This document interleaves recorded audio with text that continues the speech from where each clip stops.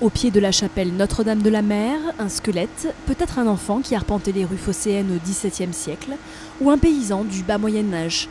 Ce qui est sûr, c'est qu'il a été découvert dans l'une des 500 tombes mises à jour par des fouilles préventives de Ouest-Provence, au pied de l'édifice.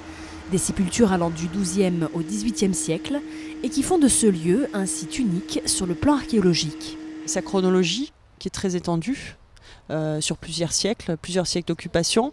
Son effectif, l'échantillon qu'il représente, c'est-à-dire près de 500 sépultures.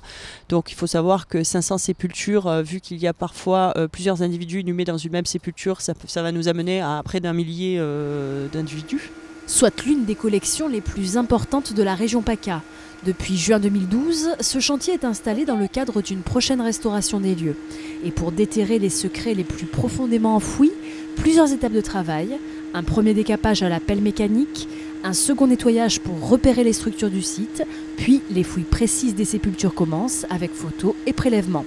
Des étapes expliquées au grand public le week-end dernier au cours de 8 visites organisées. L'intérêt d'ouvrir ce chantier au public, c'est déjà de voir un petit peu le déroulement proprement dit d'un chantier de fouilles. Je pense que c'est une occasion qui n'est pas toujours donnée. Leur donner aussi les premiers résultats, puis répondre un petit peu aux interrogations et aux questions qui se posent. Les visites avaient lieu les 8 et 9 juin dernier et ont accueilli environ 160 visiteurs.